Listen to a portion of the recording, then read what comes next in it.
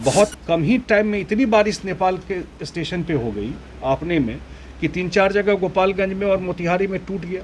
इतना progress Nepal side से नहीं सहयोग शायद मिल पा रहा है। तो हम लोग अपनी बात भारत सरकार में रख रहे हैं, भारत सरकार भी टेकअप कर रही है। और जब तक हाई डैम या कोई और तरीका, तब तक तो ये प्रॉब्लम रहेगा।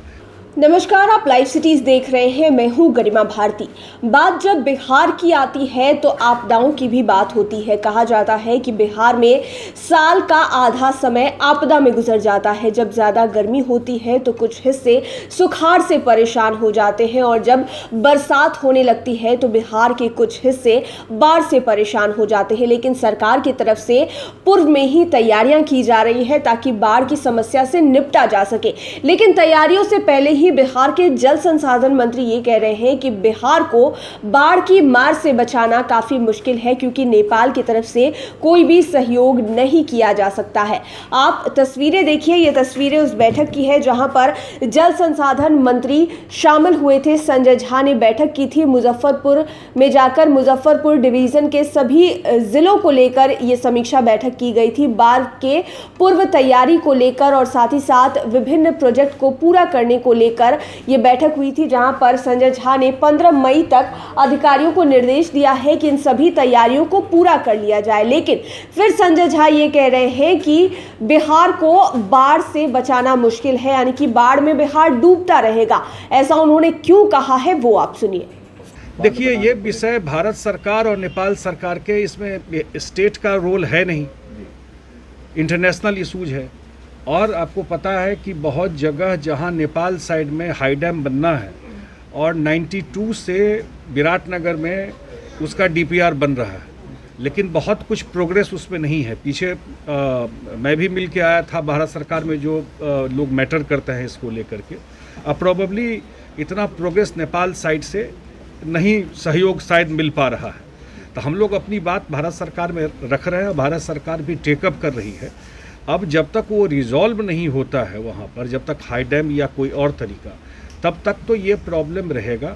और हम लोग ये भी कोशिश कर रहे हैं कि इसके प्रभाव को जो मिनिमाइज कैसे किया जा सके इस फ्लड के, क्योंकि उत्तर बिहार में हम तो लोग तो अब डिपार्टमेंट में ये कैलकुलेट करने के लिए कर रहे हैं जो एक साल में लॉस कितना होता है और उसको कैसे इस प्रभाव को मिनिमाइज किया जाए जो फ्लड का इम्पैक्ट रहता है। और जैसे मैंने बताया कि पिछली बार बहुत कम ही टाइम में इतनी बारिश नेपाल के स्टेशन पे हो गई आपने में कि 3-4 जगह गोपालगंज में और मोतिहारी में टूट गया गंडक में। और यहाँ भी बूढ़ी गंडक वगैरह में पानी 6 दिन 7 दिन 8 दिन तक स्टक था, बहुत लंबे टाइम तक रुका हुआ था पानी यहाँ पर। तो ये तो प्रॉब्लम है नेपाल साइड से।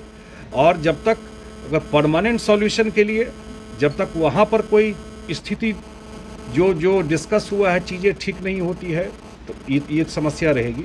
लेकिन अब नया टेक्नोलॉजी, अर्ली वार्निंग सिस्टम, पहले से अलर्ट करना, इस सब का फ़ायदा ये हुआ है कि ये बात ज़्यादा आती नहीं है कि कितने जगह हम लोग बचाए, कितने जगह हम लोग सेव किए, कितनी जगह जानकारी पहले से मिल गई तो लोग अटेंड कर लिए इंजीनियर जा कर के और चीज़ें बच गई। ऐसा सैकड़ों जगह है जहाँ जो मैकेनिज्म अपनाया जा रहा है, जो हमारे यहाँ पटना में मैथमेटिकल मॉडलिंग से किया जाता है और 72 घंटा पहले अर्ली वार्निंग दे दिया जाता है।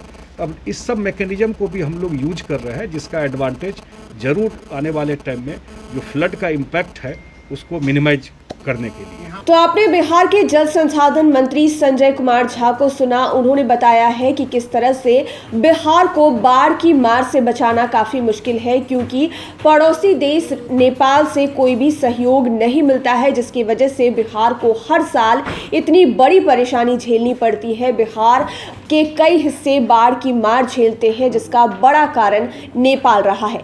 देखने वाली बात यह होगी कि इस बार बरसात में बिहार का क्या हाल होता है। पूर्व से तैयारियां तो की जा रही है, लेकिन देखने वाली बात यह होगी कि तस्वीरें किस तरह की होती है। क्या पहले की तरह ही बिहार बाढ़ के समय में बर्बाद हो जाएगा, या फिर इस बार सरकार पहले से तैयारी करके इंतजाम करके बिहार को बचाने में कामयाब हो जाती है। लाइव सिटीज के साथ आप बने रहें, हमारे चैनल को सब्सक्राइब करें। लेटेस्ट अपडेट्स के लिए फेसबुक पेज को लाइक करें, साथ ही साथ आप हमें ट्विटर पर भी फॉलो कर सकते हैं। धन्यवाद।